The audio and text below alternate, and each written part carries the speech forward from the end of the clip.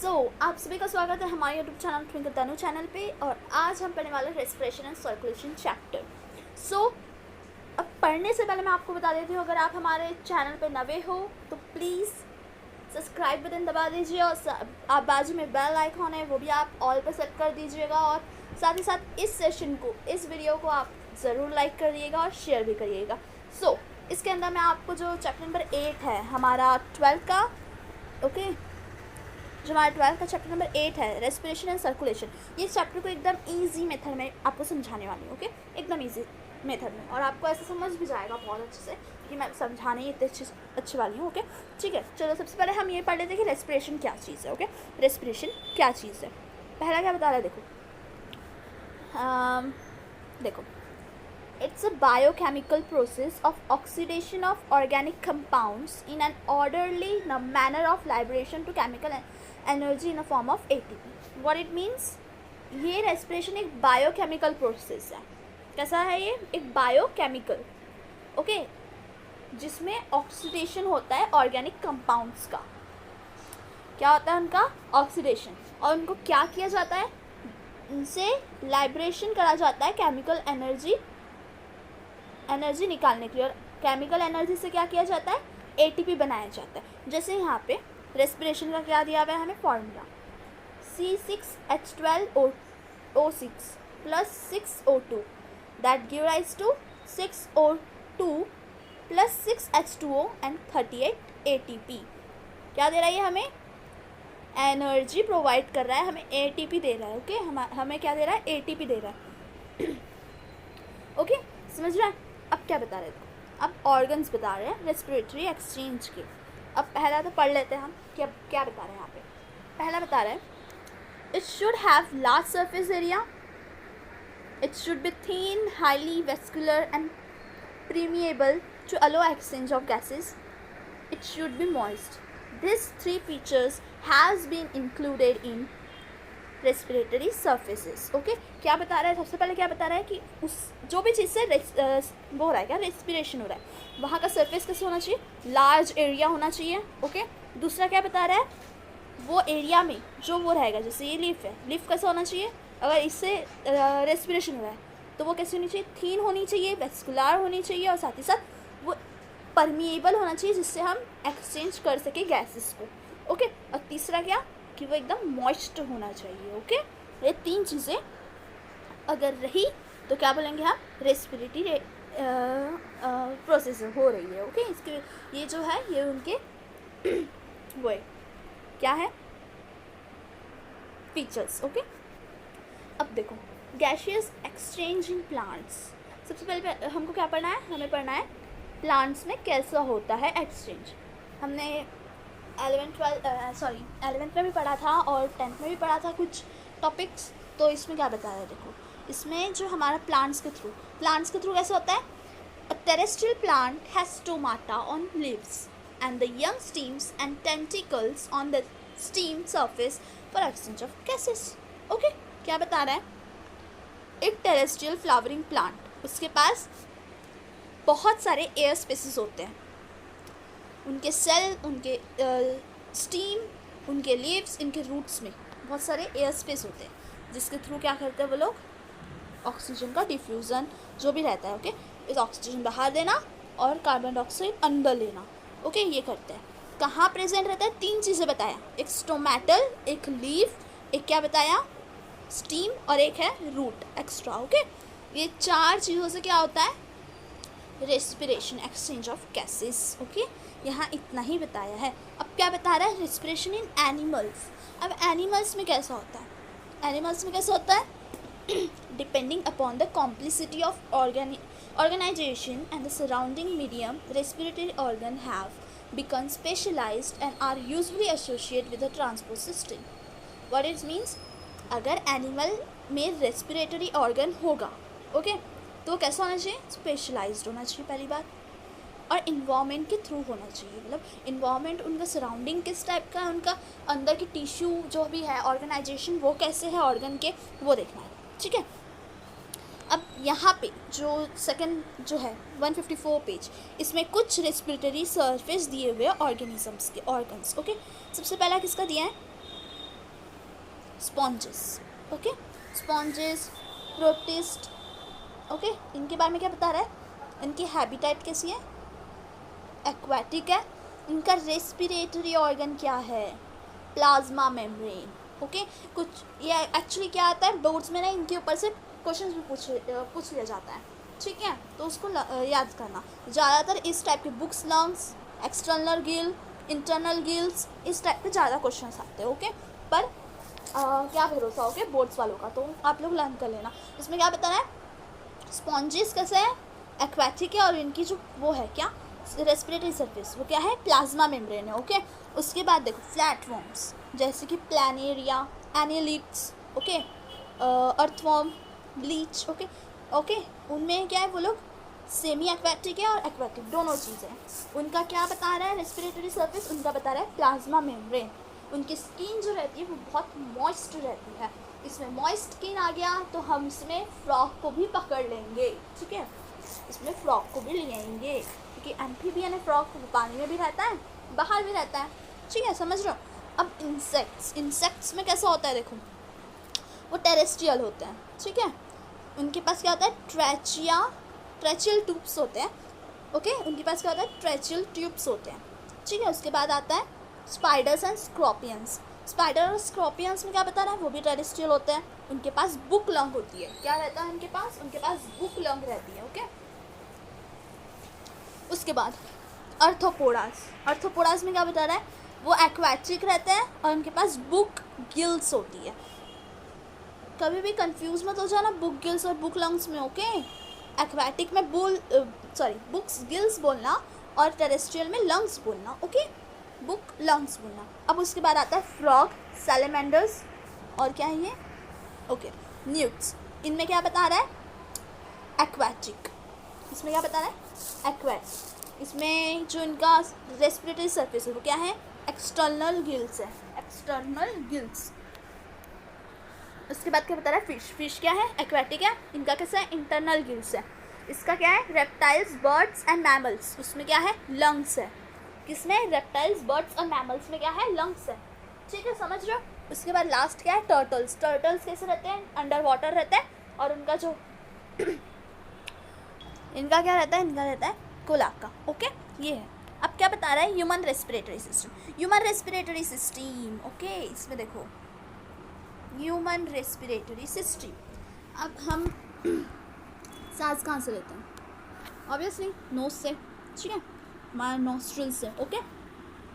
अब जो आपको मैं एकदम क्लियरली बताती हूँ, ठीक है, ये दिख रहा है, देखो ये जो ब्लू सरफेस है, ये ब्लू सरफेस, इसे हम क्या बोलते हैं, नसल कैविटी, इसे क्या बोलते हैं, नसल कैविटी। ये सामने का जो सरफेस है उससे बोलेंगे हम नॉस्ट्रिल, ओके, ये तो पता है, ये माउथ है, ठीक है। अब यहाँ से क्या, दो पाइप जा रहे हैं, ठीक है, ये जो लास्ट का पार्ट रहेगा उसे हम बोलेंगे पैरिंग्स, और जो सामने का पार्ट रहेगा ये वाला उसे हम बोलेंगे लैरिंग, ओके। और फिर यहाँ से जो ये जो पार्ट है इसे हम क्या बोलेंगे, ट्रैचिया, इसे क्या बोलेंगे हम, ट्रैचिया। अब ये क्या आ गया, ये दो लंग्स आ गए, ठीक है, ये क्या है, ये रिप्स है, ठीक है। इसके बाद ये क्या है, ब्रोंचियोल्स, ओके, समझ गया। और ये जो है, ये चीज़ यहाँ से इतनी चीज़, उसे हम बोलेंगे डायफ्राम, ओके, उसे क्या बोलेंगे, डायफ्राम बोलेंगे, ठीक है, समझ गया, ओके। अब देखो हमारे जो ब्रोंचियोल्स रहते हैं इसके अंदर क्या रहता है, एल्वियोली रहता है, एल्वियोलस रहता है, ओके, एल्वियोली या फिर एल्वियोलस, उसे हम क्या बोलते हैं, एयर सैक या फिर ब्लड कैपिलरीज। ये देखो ये क्या है, ये है ब्लड कैपिलरीज, इससे सराउंडेड है, ओके, इसे हम बोलेंगे ब्लड कैपिलरीज, ओके, समझ गया। अब सबसे पहले हम पढ़ते हैं ह्यूमन रेस्पिरेटरी में नोज़ के बारे में। अब नोज़ जो है वो 3 टाइप में डिवाइडेड है। सबसे पहले तो ये पढ़ लेते हैं कि नोज़ क्या है। अगर हमको डिफाइन करना है तो कैसे डिफाइन करेंगे, the nose has a pair of slit like opening called external नैरिस या फिर नॉस्ट्रिल। नोज के पास क्या है, एक पेयर है स्लिट की जो नॉस्ट्रिल में जाके खुलती है for the entry of air into the नसल कैविटी, ओके। द नसल कैविटी इज डिवाइजिबल इनटू 2, नसल कैविटी, अंदर जाने के बाद ये जो नसल कैविटी है वो किस में डिवाइड है, 2 पार्ट्स में डिवाइड है। ओ सॉरी, अरे I am so sorry guys. हाँ, तो क्या है, 2 पार्ट्स में डिवाइडेड है। ओके, पहला क्या चेम्बर है, ओके 2 पार्ट्स में डिवाइडेड है, ठीक है, 2 पार्ट्स में। कैसे, ये हमारी नाक, ये हमारी नाक है, ठीक है, तो ये 2 जो खड्डे रहते हैं, ठीक है, नाक के, उसे क्या बोलेंगे हम, नसल कैविटी। ओके, उसके बाद वो जो चेम्बर्स, जो नसल कैविटी के चेम्बर्स बने रहते हैं वो किससे बने रहते हैं, मिजोमॉइड कार्टिलेज से बने हुए रहते हैं। और ये जो नसल चेम्बर है वो 3 पार्ट्स में डिवाइडेड है, 3 रीजन में डिवाइडेड है। पहला क्या है, पहला है वेस्टिब्यूल। वेस्टिब्यूल पहले में क्या बता रहे हैं, it's a proximal and about the nostril. क्या है ये, एकदम प्रॉक्सिमल एंड है, सॉरी पार्ट है, सॉरी एंड नहीं। इट्स स्किन हैज़ हेयर और filtering the air and trapping the dust. पहले जो हमारे नाक के अंदर जो बाल रहते हैं वो क्या है, उसे हम, वो पार्ट को क्या बोलेंगे, हम उसको बोलेंगे वेस्टिब्यूल। वो पार्ट क्या है, वेस्टिब्यूल है। ओके, वो क्या काम करते हैं, वो फिल्टर करते हैं एयर को अपने नाक के अंदर, अपने जो बॉडी के अंदर, अपने लंग्स के अंदर जाने के लिए। कोई डस्ट पार्टिकल्स हम अंदर ना ले ले, उसके लिए वो प्रिवेंट करते हैं उसको, ठीक है। और जो अच्छी सांस रहती है, अच्छी सांस मतलब ओके, अच्छी ब्रीथ जो रहती है उसे वो इनहेल करते हैं। उसके बाद आता है respiratory part, means conditioner. That means it is a middle thin wall highly vascular part जो इनहेल एयर को वार्मिंग और मॉइस्ट करता है। ओके, एक और बार उस चीज़ को फिल्टर करता है, एक और बार उस चीज़ को मॉइस्ट करता है और लंग्स के अंदर जाने देता है। उसके बाद आता है ऑल्फैक्टरी या फिर सेंसरी चेम्बर। सेंसरी चेम्बर मतलब हम जो स्मेल लेते हैं ना, उसे क्या बोलेंगे हम, ऑल्फैक्टरी या फिर सेंसरी चेम्बर बोलेंगे, ठीक है। वो सिर्फ इस चीज़ के लिए रहता है, डिटेक्शन ऑफ स्मेल के लिए। समझ गए 3 पार्ट। तीनों पार्ट में क्या बताया, वेस्टिब्यूल में क्या बताया, हेयर लाइक स्ट्रक्चर होते हैं, दूसरे में बताया वो फिल्टरेशन का काम करता है, और तीसरे में बताया वो डिटेक्शन ऑफ स्मेल का काम करता है। हो गया, नोट समझ गया, बहुत ईजी था। अब आ रहा है फेरिंग्स। फेरिंग्स में पैरिंग या फेरिंग, ओके, ये क्या है, ये भी तीन उस पार्ट्स में डिवाइडेड है, ठीक है। पहला आता है नेसोफेरिंग। ओके, पहला आता है नेसोफेरिंग। नेसोफेरिंग क्या है, the upper most part from the nasal chamber, it's leads into oropharynx for the food and air. Okay, देखो एकदम क्लियरली मैं अभी आपको समझाती हूँ, एक सेकेंड। हाँ, ओके, देखो अब सबसे पहला क्या आता है, नेसोफेरिंग। नेसोफेरिंग में क्या बताता है, ये क्या है, एक अपर मोस्ट पार्ट है जहाँ से नसल चेम्बर कंप्लीट होती है और नेसोफेरिंग स्टार्ट होता है, ठीक है। उसके बाद क्या आता है, नेसोफेरिंग जाता है, ओरोफेरिंग्स खुलता है। ओरोफेरिंग्स में क्या दिखाता है, ओरोफेरिंग्स को हम बोलते हैं common passage for food and air. क्या है ओरोफेरिंग्स, एक कॉमन पैसेज है फूड और एयर के लिए। उसके बाद आता है लैरिंगोफेरिंग। लैरिंगोफेरिंग में क्या बताता है, ये क्या है, नेसोफेरिंग और ओरोफेरिंग्स के बीच में का एक पैलेट बोन है। ओके, ये क्या है, नेसोफेरिंग और ओरोफेरिंग्स के बीच का लैरिंगोफेरिंग्स जो है वो एक पैलेट बोन है। समझ गए इतना? ओके ओके, अब देखो अब क्या बताता है, the pharynx has a set of lymphoid organs. क्या है, लिम्फॉइड ऑर्गन्स है उसके पास, जिसे हम टॉन्सिल्स बोलते हैं। हम अगर माउथ को खोलेंगे तो हमें क्या दिखेगा, एक लटकती हुई चीज़ दिखेगी गले के अंदर, उसे क्या बोलते हैं हम, उसे बोलते हैं हम टॉन्सिल्स। ओके, उसे क्या बोलते हैं हम, टॉन्सिल्स बोलेंगे। अब आता है लैरिंग। लैरिंग में क्या बताता है, लैरिंग को हम बोलते हैं वॉइस बॉक्स। क्या बोलते हैं हम उसे, हम बोलते हैं उसे वॉइस बॉक्स। ओके, समझ गया। उसके बाद it's a part of respiratory tract. क्या है वो, एक रेस्पिरेटरी ट्रैक्ट है, ट्रैक है जिसमें वोकल कॉर्ड्स प्रोड्यूस करता है। वो वोकल कॉर्ड्स है उसके पास जिससे हम साउंड प्रोड्यूस कर सकते हैं। अभी जो मैं बोल रही हूँ वो किसकी मदद से बोल रही हूँ, मैं लैरिंग की मदद से बोल रही हूँ, ठीक है। The larynx extends from the laryngopharynx and the hyoid bone to the trachea. क्या है, लैरिंग क्या है, एक्सटेंड है लैरिंगोफेरिंग्स और हायोइड बोन से ट्रेचिया तक। Okay, it's a hollow tubular structure क्या है ये? एक हॉलो ट्यूबुलर स्ट्रक्चर है। क्या? कौन है? Larynx, which is made up of cartilage plates. Okay, क्या है वो? किससे बना हुआ है? कार्टिलेज प्लेट से बना हुआ है। एंड वो अंदर से किससे लाइन है? A pair of folds of elastic vocal cords. Okay, elastic vocal cord से वो क्या है? अंदर से लाइंड है। उसके बाद voice is produced from passage of air between the vocal cords and modulation created by tongue. क्या बता रहा है? वॉइस कैसे क्रिएट होती है? जहाँ से हमारा एयर और वोकल कॉर्ड्स एक दूसरे से मिल रहे हो, उस चीज़ों को मिल रहा है, मतलब उनके बिटवीन की जगह, उससे हमारा मॉड्यूलेशन होता है, हमारी वॉइस निकलती है। और मॉड्यूलेशन कैसा होता है? बोलना, जब हम बोलते हैं, ठीक है, तब हमारा टंग, टीथ और लिप्स और नसल कैविटी, ये तीनों चीज़ क्या करती है? ये चारों चीज़ क्या करती है? हेल्प करती है हमें मॉड्यूलेशन करने में। ओके, लैरिंग क्या है? लैरिंगोफैरिंग्स में ओपन होता है, ठीक है। और वहाँ क्या रहता है? एक ग्लॉटिस नाम का स्लिट लाइक स्ट्रक्चर होता है, उसे क्या बोलते हैं हम? ग्लॉटिस। ओके, अब ग्लॉटिस क्या है? अब देखो ये क्या है? ये हमारा लैरिंग है, ठीक है, ये हमारा लैरिंग है। ये नीचे का पार्ट आप बता दो, ये नीचे का पार्ट क्या रहेगा? हमारा ट्रेचिया रहेगा, ठीक है। ऊपर के ये जो पार्ट है, ओके, ये जो पार्ट है उसे क्या बोलेंगे हम? उसे बोलेंगे हम लैरिंग्स। पहला क्या है? ये जो पार्ट दिख रहा है, ठीक है, ये जो पार्ट दिख रहा है, इसे हम बोलेंगे इपिग्लॉटिस। इपिग्लॉटिस क्या है? एक प्रिवेंशन है कि भैया ट्रेचिया के अंदर, ट्रेचिया क्या है?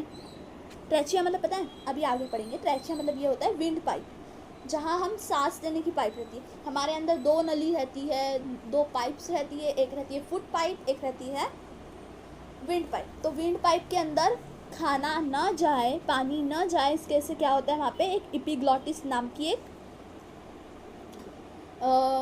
स्लिट लाइक ओपनिंग रहती है, लिफ लाइक फ्लैप रहता है, जिसे हम इपिग्लॉटिस बोलते हैं। ओके, इपिग्लॉटिस बोलते हैं, ठीक है।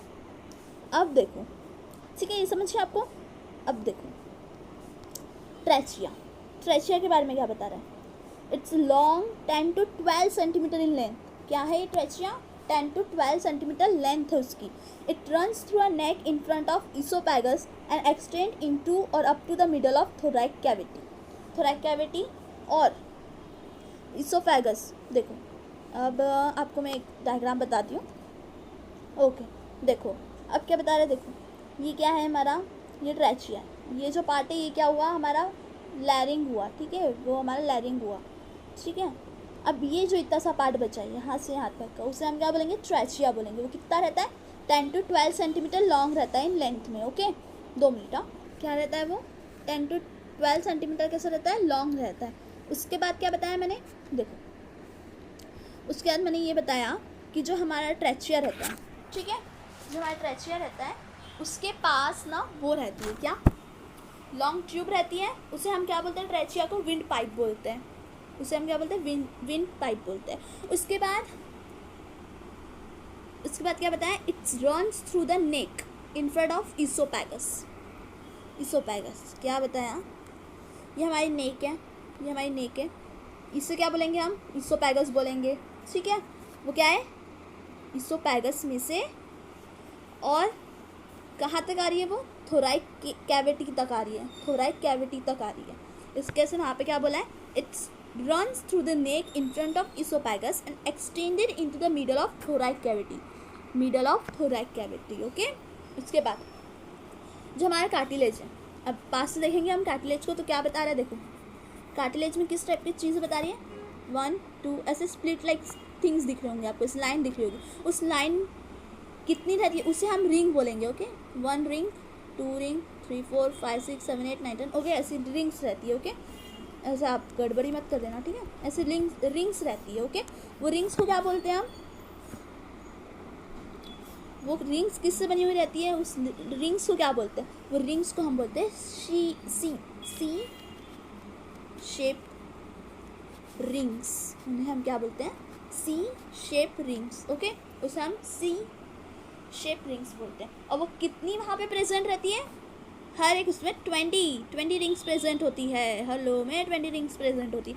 वो किससे बनी हुई रहती है? कार्टिलेज से बनी हुई रहती है। और अंदर से किससे लाइन हुई रहती है? सिलिएटेड इपिथेलियम से वो क्या रहती है? लाइंड रहती है। और वो जो सिलिएटेड मतलब क्या होता है? अब आप लोगों को क्वेश्चन होगा सिलिएटेड मतलब क्या होता है? सिलिएटेड मतलब ये होता है जहाँ पे small hair like structures present होते हैं, जहाँ हेयर लाइक स्ट्रक्चर प्रेजेंट होते हैं। ओके, जहाँ हेयर लाइक स्ट्रक्चर प्रेजेंट होते हैं उसे हम क्या बोलेंगे? Ciliated epithelial. ओके, उसके बाद देखो, उसके बाद आता है हमारा ये ट्रैचिया हो गया। अब ट्रैचिया क्या करता है? इधर इधर दो टाइप्स में अंदर चाहता है, इधर पहला लंग, इधर दूसरा लंग। अब देखो, अब ये लंग के अंदर आपको वाइट कलर की कुछ चीज़ें बता रहे होंगे। ये वाइट कलर की चीज़ें क्या है? देखो, ये वाइट कलर की चीज़ें क्या है? इसे हम बोलते हैं ब्रॉन्चीज, ब्रॉन्चियोल्स या फिर ब्रॉन्चीज। ओके, अब जो हमारा ट्रैचिया है वो दो टाइप्स में डिवाइडेड है। पहला तो प्राइमरी ब्रॉन्चीज, ओके, और दूसरा आता है सेकेंडरी या टर्शरी। ओके, ये क्या हुआ हमारा? ये ब्रॉन्चीज हुआ, ये हो गया सेकेंडरी, ये हो गया टर्शरी। एक ही उसमें अलग अलग डिवाइडेशन, उसे हम क्या बोलेंगे? Primary, secondary and tertiary bronchi. Okay, तो सबसे पहले ये सुनो, सबसे पहले क्या सुनो? ये सुनो, ब्रॉन्चीज जो रहते हैं वो सपोर्टेड रहते हैं इस इनकम्प्लीट रिंग से। जो ट्रैचिया के जो रिंग्स रहते हैं उसी से वो लोग क्या रहते हैं? सपोर्ट्स उनको मिलता है। ओके, उसके बाद जो प्राइमरी ब्रॉन्चियोल्स है, देखो ये सपोज ये यहाँ से निकला एक ब्रॉन्चियोल, ये प्राइमरी ब्रॉन्चियोल है, वो किस में डिवाइडेड है? सेकेंडरी और फिर उसी के अंदर टर्शरी। ठीक है, ये क्या है? हमारा ब्रॉन्चियोल्स है। ओके, इनके पास क्या है? ये एल्वियोल्स है। ओके, ये हमारा प्राइमरी है, ये हमारा सेकेंडरी है, और ये जो इधर से निकल रहे हैं वो क्या है? टर्शरी है। ओके, और जो हमारा लास्ट पार्ट का ये, जैसे ये लास्ट हुआ ना हमारा, तो उसे हम क्या बोलेंगे? ब्रॉन्चियोल्स। ये क्या है? ब्रॉन्चियोल्स है, एल्वोलीज है। ओके, ये बात बता रहे। अब उसके बाद क्या बता रहे? देखो, उसके बाद हम आते हैं अब लंग्स में। ठीक है, देखो अब हम किस में आ गए? अब आ गए हम लंग्स में। लंग्स में देखो, it's a main respiratory organ of humans. It's a main, okay, main है ये हमारे लिए, ये ना तो हम ना। ओके, अब देखो, one pair of spongy and elastic lungs are present in thoracic cavity. Okay, समझ गया? इलास्टिक लंग्स और स्पॉन्जी लंग्स प्रेजेंट होते हैं थोराइक कैविटी में। Each lungs is enclosed and protected by double membrane. Okay, the first one double membrane. Okay, double membrane से क्या रहता है? हमारा जो ये है, देखो जैसे ये हमारा एक और ये हमारा दूसरा, ये इधर से ब्रॉन्चियोल्स निकल रहा है। ये क्या है? हमारा लंग्स से सपोज। हाँ, ये लंग्स है। ओके, सॉरी, एक सेकंड, मैं आपको अच्छे से बना के दिखाती हूँ।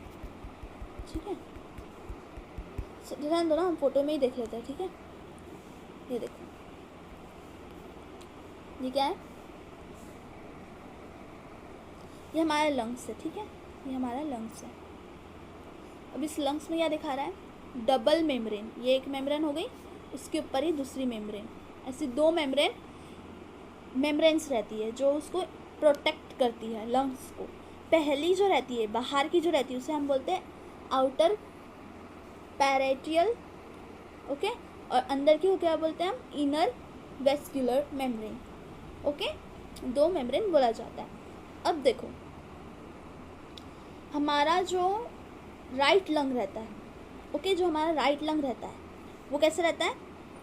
बड़ा रहता है has compare to left lung. Okay, right lung जो रहता है वो लार्जर रहता है और 3 पार्ट्स में डिवाइड रहता है। ओके, 3 पार्ट्स में डिवाइड रहता है। जो हमारा लेफ्ट लंग रहती है वो स्मॉलर रहती है और 2 पार्ट्स में, 2 लोब्स में डिवाइड होती है। और जो लंग्स की ईच लोब्स रहती है, 1 2 3 जितनी भी एक एक पकड़ेंगे हम, उनके पास क्या रहेगी? एक टर्मिनल ब्रॉन्चेस रहेंगे, और जो टर्मिनल ब्रॉन्चेस रहेंगे उसके अंदर क्या रहेगा? ये एल्वियोल्स रहेंगे। इसे हम क्या बोलते हैं? एयर सैक बोलते हैं। और कितने रहेंगे? एक में रहेंगे 1 to 10 एल्वियोल्स प्रेजेंट रहेंगे। ओके, एक सैक में। ओके, समझ गया? अब हम पढ़ते हैं एल्वियोल्स में क्या पढ़ेंगे? देखो,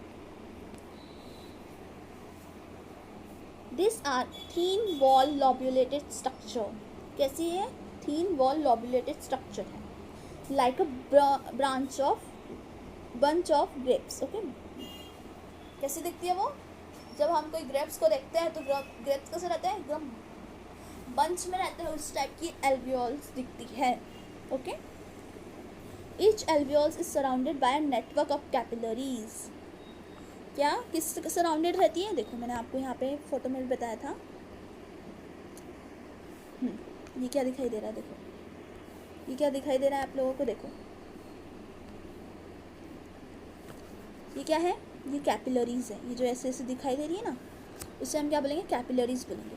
अब वो कैपिलरीज कौन सी हो सकती है? रेड विंग्स भी, रेड वाले भी हो सकते हैं, या फिर ब्लूइश ग्रीनिश पर्पलिश कलर के भी हो सकते हैं। हम बोलते हैं ना हमारी दो तरह की नस रहती है, एक लाल कलर की और एक रहती है ग्रीन या फिर नीली कलर की, है ना? वही दोनों कोई भी कैपिलरीज से दोनों कैपिलरीज से क्या रहती है? वो प्रोटेक्ट रहती है, उनके पास नेटवर्क ऑफ कैपिलरीज रहती है जिससे वो सराउंडेड रहती है। ओके, उसके बाद देखो इसमें क्या बता रहा है। This have highly elastic walls made up of single layer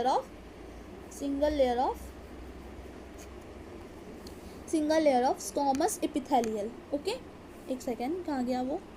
हाँ, squamous epithelial resting on a basement membrane of connective tissue. There are about 700 million alveoles in the lungs.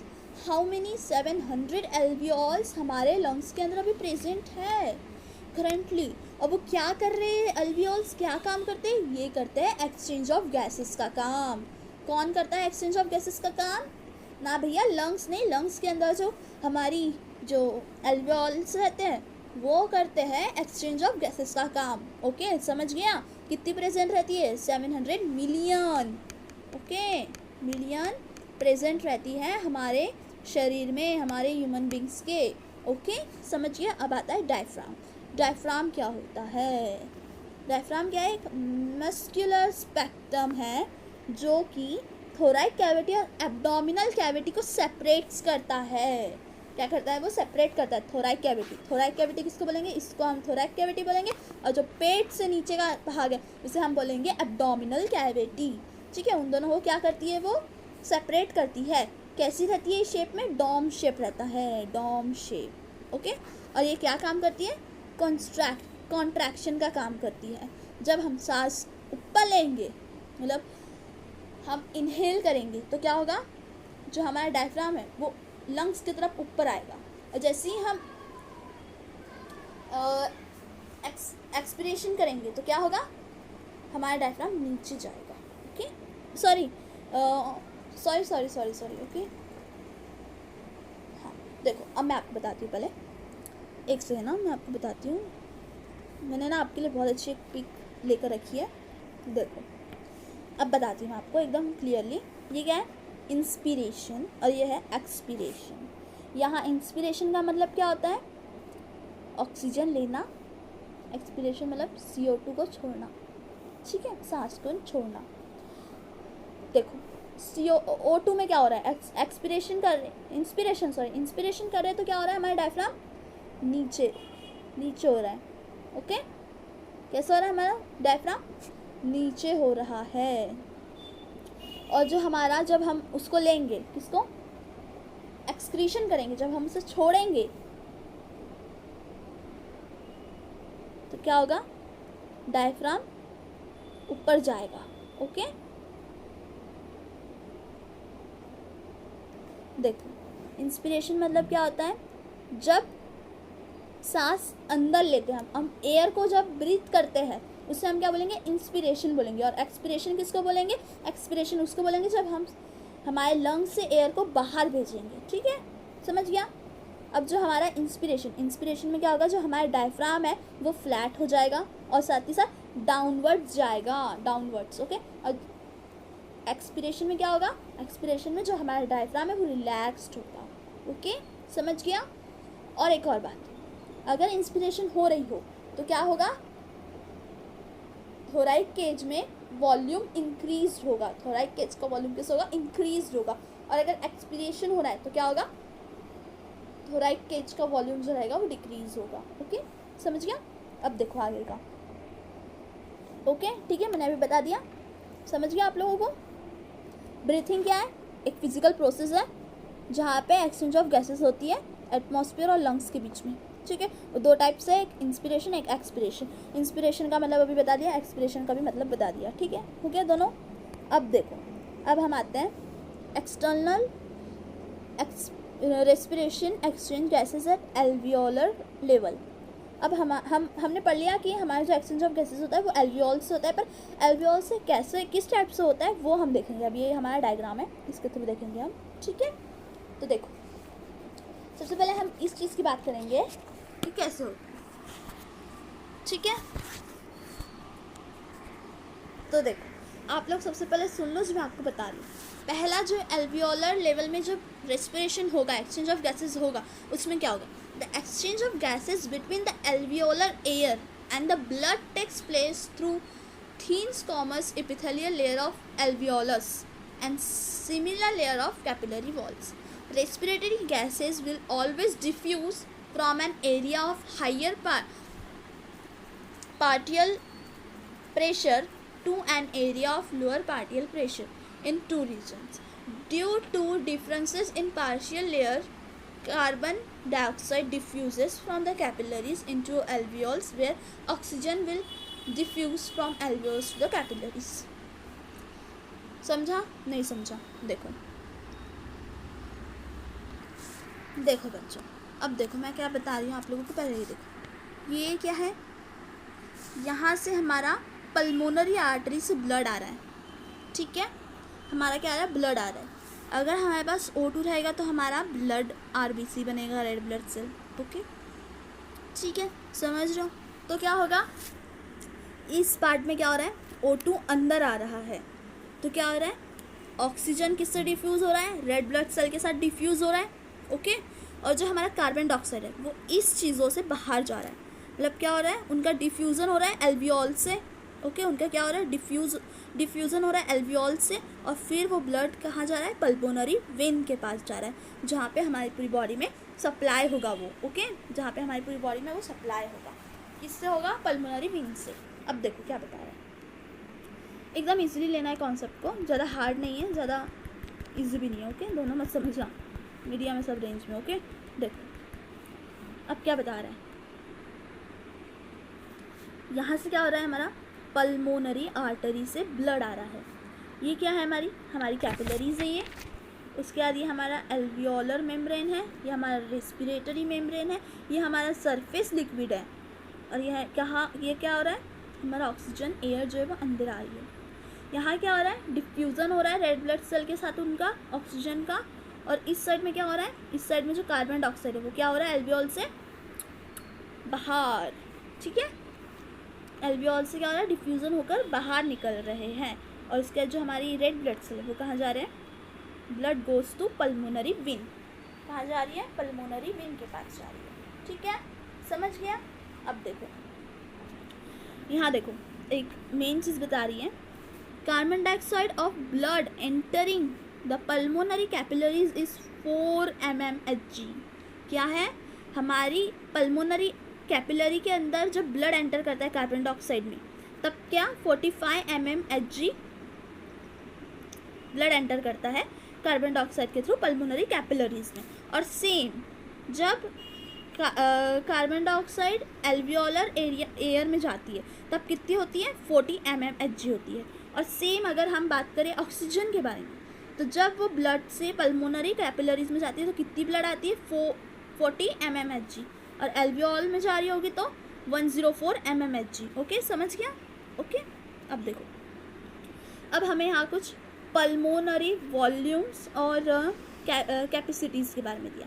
पहला क्या बताया है? Lungs volumes, okay, normal values बताइए। पहला TV, उसके बाद IRV, उसके बाद ERV, उसके बाद DF, उसके बाद RV, और फिर VS और टोटल लंग कैपेसिटी। अब इसके लिए मैंने एकदम सुपर एक फ़ोटो क्लिक की है जिससे आपको पता चल जाएगा, रुको मैं आपको बताती हूँ, ओके। तो यहाँ देखो, पहला क्या बता रहा है? देखो, पहला दिखा रहा है टीवी, मतलब टाइडल वॉल्यूम, ओके। क्या बता रहा है? Tidal volume. टाइडल वॉल्यूम में क्या बता रहा है? उसका मतलब क्या होता है? पहला तो ये समझो, volume of air inspired and expired during normal breathing. मतलब वॉल्यूम ऑफ एयर, जितना वॉल्यूम ऑफ एयर इंस्पायर्ड हुई है, मतलब अंदर ली गई है और बाहर दी गई है उस ड्यूरिंग नॉर्मल ब्रीथिंग, तो उसकी जो कैपेसिटी रहेगी वो कितनी रहेगी, वो रहेगी 500 ml।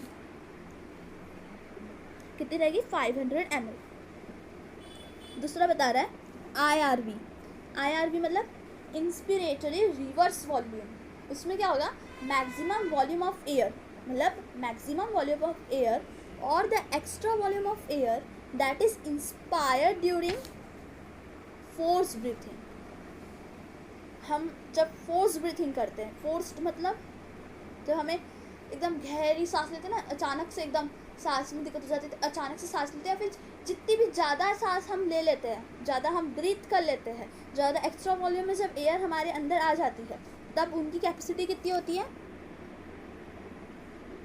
200 से तो मतलब 2000 से तो 3000 ml के बीच होती है, ठीक है।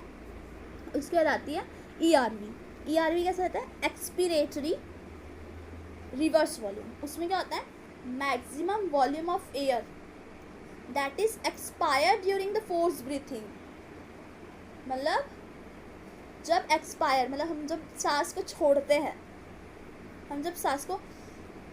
छोड़ते हैं फोर्स ब्रीथिंग करते हुए, जब हमारा नॉर्मल एक्सपिरेशन हो जाता है, उसके बाद जब हम उसको फोर्सफुली छोड़ते हैं, जितनी भी हमने मैक्सिमम वॉल्यूम ऑफ एयर छोड़ी है फोर्स ब्रीथिंग के समय, वो कितनी रहती है, 1000 to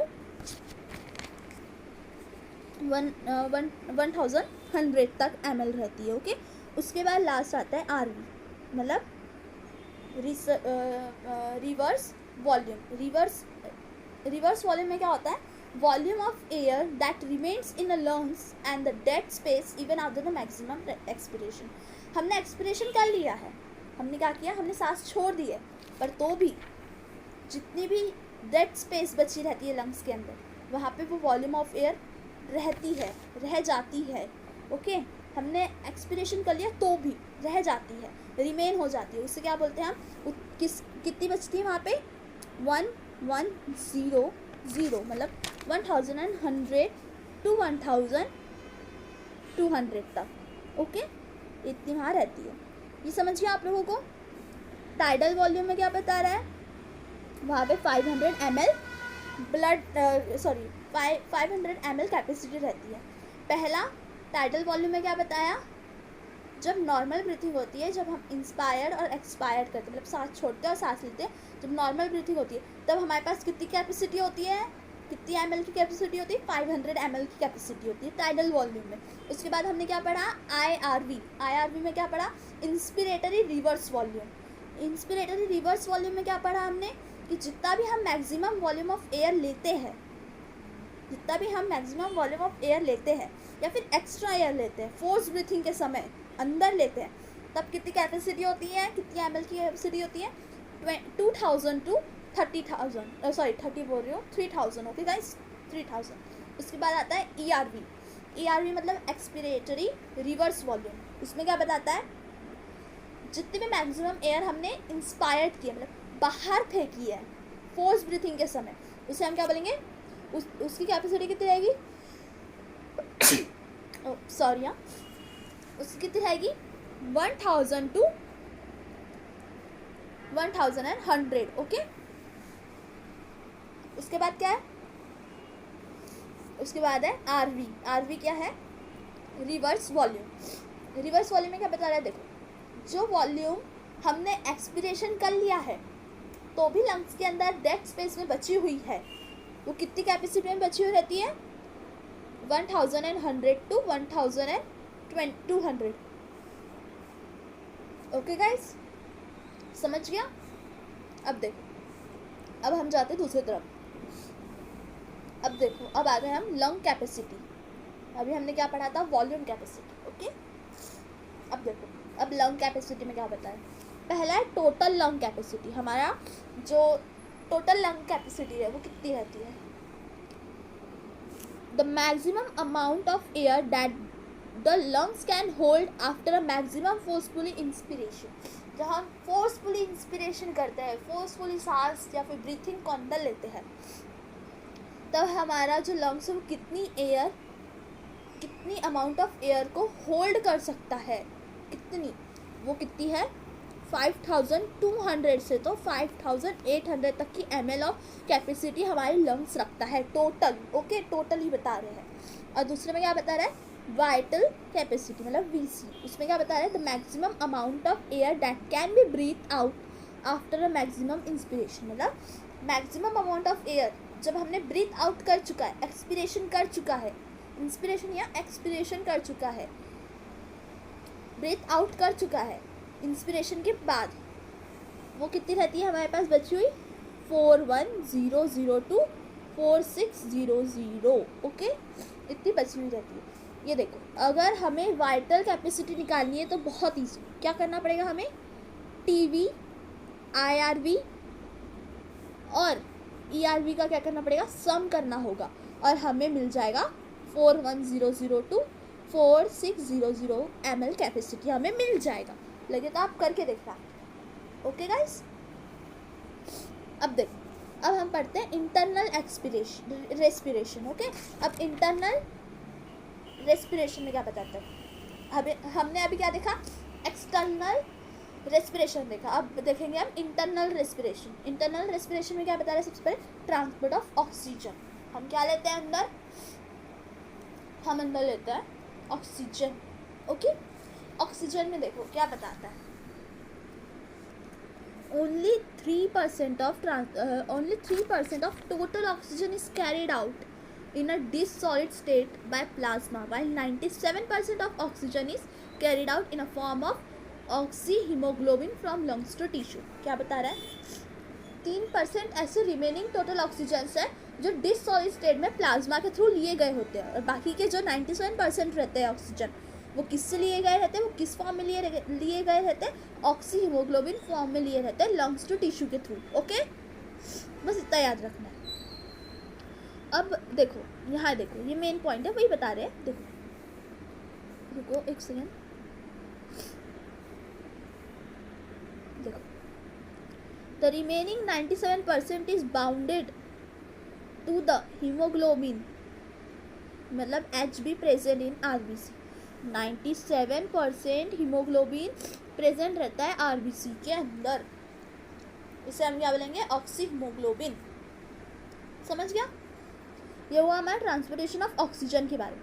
अब हम किसके बारे में पढ़ेंगे, देखो अभी थोड़ा सा और कुछ डिटेलिंग में बताया है यहाँ पे। देखो, haemoglobin act as respiratory carrier. Okay, you all know haemoglobin क्या है, रेस्पिरेटरी कैरियर है। उसके बाद देखो, it has a highly affinity for O2 and combines with it form oxyhemoglobin। अभी बताया ऑक्सीहीमोग्लोबिन फॉर्म करता है, ठीक है। अब कैसे फॉर्म करता है यहाँ पे ये चीज़ बता दी है, आप लोग ये पढ़ लेना, ठीक है। हमें कुछ भी लर्न नहीं करना है, हमें ट्रांसपोर्ट ऑफ O2 में क्या लर्न करना है, 3% जो टोटल ऑक्सीजन है उनमें से 3% जो है वो क्या डिससॉलिड स्टेट में प्लाज्मा के थ्रू जाता है, तो प्लाज्मा कैरेट करता है, और बाकी जो 97% ऑक्सीजन है वो कहाँ होता है, वो ऑक्सी हीमोग्लोबिन के फॉर्म में रहता है लंग्स टू टिश्यू में। ओके, समझ गया, बस इतना ही लर्न करना है और कुछ नहीं। उसके बाद क्या बता रहा है, ऑक्सीजन डीऑक्सीएशन कर्व। ओके, इसमें क्या पढ़ना है हमें, इसमें हमें ये पढ़ना है the sigmoid curve which shows oxygen hemoglobin disoxyation and the relation between oxyhemoglobin saturation and oxygen tension। नहीं समझा है ना, रुको मैं बताती हूँ, ठीक है। देखो अब क्या बताता है इसके अंदर जो हमारा सिग्मॉइड कर्व रहता है, सिग्मॉइड कर्व क्या बताता है, ऑक्सीजन हीमोग्लोबिन का डीऑक्सीएशन जब होता है, ऑक्सीजन, ओके, ऑक्सीजन और हीमोग्लोबिन ओके, जो भी है, ओके, हीमोग्लोबिन का जब भी डीऑक्सीएशन होता है, क्या बताता है वो, हमारा जो सिग्मॉइड कर्व है वो सिर्फ ये बताता है ऑक्सीजन और हीमोग्लोबिन का डिसोसिएशन होता है। उसके बाद क्या बताता है, जो हमारा ऑक्सी हीमोग्लोबिन है, ऑक्सी हीमोग्लोबिन और ऑक्सीजन टेंशन जो है, वो दोनों का जो रिलेशनशिप है वो भी कौन बताता है, सिग्मॉइड कर्व बताता है। ये दोनों चीज़ें कौन बता रहा है, हमारा सिग्मॉइड कर्व बता रहा है। बस इसी को हम बोलेंगे ऑक्सीजन डिसोसिएशन कर्व। ओके, उसके बाद आता है बॉर इफेक्ट। बॉर इफेक्ट में क्या है, It is a shift of oxyhemoglobin dissociation curve due to change in partial pressure of CO2 in blood. क्या बता रहा है? ये एक ऐसा शिफ्ट है ऑक्सीहीमोग्लोबिन का, जब डीऑक्सीडेशन कर्व होता है तब क्या होता है? Change in partial pressure of CO2 in blood. क्या हो जाता है? जब देखो जो हमारा पार्शियल प्रेशर है CO2 का ब्लड के अंदर, वो क्या हो जाता है? चेंज हो जाता है. किसके थ्रू चेंज हो जाता है? ऑक्सीहीमोग्लोबिन के थ्रू. ऑक्सीहीमोग्लोबिन के थ्रू जब ऑक्सीहीमोग्लोबिन का डीऑक्सीडेशन कर्व होता है उसके थ्रू क्या हो जाता है? हमारा जो पार्शियल प्रेशर ऑफ CO2 है ब्लड के अंदर, जो पार्शियल प्रेशर है CO2 का ब्लड के अंदर, वो क्या हो जाता है? चेंज हो जाता है. उससे क्या बोलेंगे हम? बॉर इफेक्ट बोलेंगे. उसके बाद आता है हेल्डन इफेक्ट. हेल्डन इफेक्ट में क्या बता रहा है? Oxyhaemoglobin function is an acid, it decrease pH of blood. क्या करता है? ऑक्सीहीमोग्लोबिन क्या है? एक फंक्शन है एसिड का. ओके, वो क्या करता है? pH ऑफ ब्लड को क्या कर देता है? कम कर देता है. देखो मैं एक अच्छे से बताती हूँ. The effect cause by increase in hydrogen. ऐसा इफेक्ट जब हाइड्रोजन इंक्रीज हो जाता है, ऐसा कॉज जब हाइड्रोजन इंक्रीज हो जाता है, हाइड्रोजन के आयंस, जिससे जो हमारा pH ऑफ ब्लड है वो डिक्रीज होने लगता है. क्या होता है? इंक्रीज किस में हो जाता है? H+ आयंस में. और डिक्रीज किस में होता है? हमारे pH ऑफ ब्लड. जब भी increasing of hydrogen ions, then the result is decrease in pH of blood. यही हेल्डन इफेक्ट्स है. ओके, उसके बाद हम पढ़ने वाले हैं transport of CO2. Transport of CO2. Okay, transport of CO2 में देखो, हाँ ये रहा transport of CO2. Transport of CO2 में क्या बता रहा है? Carbon dioxide is readily soluble in water and it transported by RBC and plasma in 3 different form. क्या है? क्या बता रहा है? देखो जो हमारा कार्बन डाइऑक्साइड है वो क्या है? सॉल्यूबल है वाटर के अंदर. तो जो हमारा RBC और प्लाज्मा है वो क्या करता है? इसको ट्रांसपोर्ट करते हैं. किसको? CO2 को अलग अलग फॉर्म में. पहला फॉर्म क्या बता रहा है? By plasma in solution form. Plasma के थ्रू सॉल्यूशन फॉर्म में देखो कैसे हमारा CO2 ट्रांसपोर्ट होता है. पहले only 7% of CO2 is transported in dissolved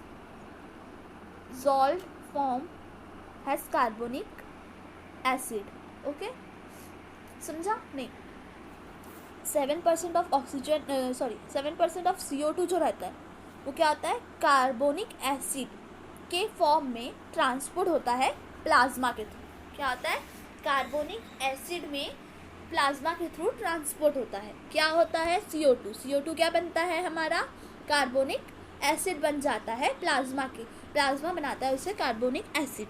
उसके बाद देखो, उसके बाद होता है बायकार्बोनेट. बायकार्बोनेट के थ्रू होता है. बायकार्बोनेट में क्या होता है? 70% जो है वो टिश्यू जो रहते हैं लंग्स के, वो क्या करते हैं? इन्हें फॉर्म करते हैं. किन्हें फॉर्म करते हैं? सोडियम बायकार्बोनेट को फॉर्म करते हैं. ओके, बायकार्बोनेट को फॉर्म करते हैं. और पोटेशियम ये दो चीज़ों को क्या करते हैं? वो सोडियम बायकार्बोनेट और पोटेशियम को क्या करते हैं? वो फॉर्म करते हैं. कौन फॉर्म करता है? टिश्यू. जो टिश्यू है लंग्स का वो फॉर्म करता है. और क्या करता है? 70% ऑफ जो ये बने हैं सोडियम बायकार्बोनेट और पोटेशियम को क्या करता है? ट्रांसपोर्ट करता है. उसके बाद जो हमारा रिमेनिंग 23% बच जाता है, पहले हमने 70 और 7 मतलब 77% तो हमारे वो हो गए, क्या? ट्रांसपोर्ट हो गए. 7% हुआ कार्बोनिक एसिड बनकर, ओके, प्लाज्मा के थ्रू. और 70% किससे हुआ? 70% हमारे लंग्स के टिश्यू से हुआ, जो सोडियम बाइकार्बोनेट बना और पोटेशियम बन के ट्रांसपोर्ट हुआ. उसका जो हमारा 23% बचता है CO2, वो कहाँ से होता है? वो कार्बो अमीनो हीमोग्लोबिन, जो कार्बो अमीनो हीमोग्लोबिन है वो फॉर्म होता है बाकी बचे हुए CO2 से, और फिर वो कैरिड आउट होते हैं. ठीक है, समझिए. अब हमको एक बहुत अच्छा फिनोमिना पढ़ना है. वो फिनोमिना का नाम है हैमबर्गर्स. ओके, खाने वाला हैमबर्गर नहीं. ओके, हैमबर्गर्स फिनोमिना या फिर क्लोराइड शिफ्ट, उसे हम क्या बोलते हैं? Chloride shift. इसका मतलब क्या है? The movement of chloride ions to maintain the ionic balance between the RBC and the plasma. क्या बता रहा है, ऐसा मूवमेंट जब जो क्लोराइड आयंस के अंदर होता है, जिसमें हमें आयोनिक बैलेंस बनाना पड़ता है आरबीसी और प्लाज्मा के बीच में। आरबीसी और प्लाज्मा के बीच में जब हमें वो मेंटेनेंस बनाना पड़ता है, ये आरबीसी और प्लाज्मा, ओके, प्लाज्मा के बीच में जब हमें मेंटेनेंस बनाना पड़ता है, उसे हम क्या बोलेंगे, क्लोराइड शिफ्ट बोलेंगे। ओके, उसे क्या बोलेंगे हम, क्लोराइड शिफ्ट बोलेंगे। ठीक है, समझ गया। अब देखो, एक सेकेंड ना, आप भी घड़ी घड़ी पानी पीते रहा करो बच्चों। ओके ओके, पी लिया सब बच्चों ने पानी। चल अब देखो, हमने पहले बात की थी 7% के बारे में जो प्लाज्मा के थ्रू हुआ। उसके बाद 70% की बात करें जो हमारे टिश्यूज़ जो थे लंग्स के, उसकी वजह से हुआ। और जो 23% वो किसकी वजह से हुआ, वो हुआ हमारे रेड ब्लड सेल की मदद से। ओके, समझ गए। अब हम आते हैं सेलुलर रेस्पिरेशन के बारे में। अब सेलुलर रेस्पिरेशन में क्या बता रहा है, it's a last step taking place inside the cell where food is oxidised and ATP is generated. ये एक ऐसा लास्ट स्टेप है जहाँ पे जो हमारा सेल है, सेल के अंदर क्या होता है, फूड ऑक्सीडाइज होता है और एटीपी बनता है, जो वाइटल प्रोसेसेस कैरी आउट करता है। ठीक है, मेन प्रोसेसेस कैरीड आउट करता है, जो हमारे लाइफ के लिए एसेंशियल है, इनिशियल है। ओके, अब दूसरी चीज़, पहली चीज़ देखो इसमें क्या बता रहा है, सेलुलर रेस्पिरेशन में पहली चीज़ क्या बता रहा है, ऑक्सीडेशन। ऑक्सीडेशन में क्या हो रहा है, breakdown of complex organic molecule into simple inorganic molecule with release of heat energy. क्या हो रहा है, ब्रेकडाउन हो रहा है कॉम्प्लेक्स ऑर्गेनिक मॉलिक्यूल का, कॉम्प्लेक्स ऑर्गेनिक बोला है। ओके, कॉम्प्लेक्स ऑर्गेनिक मॉलिक्यूल का किस में हो रहा है, सिंपल इनऑर्गेनिक मॉलिक्यूल में क्या हो रहा है, ब्रेकडाउन हो रहा है। और उससे क्या हो रहा है, हमारा हीट एनर्जी रिलीज हो रही है। क्या हो रही है, हीट एनर्जी रिलीज होती है, उसे हम क्या बोलेंगे, ऑक्सीडेशन। उसके बाद आता है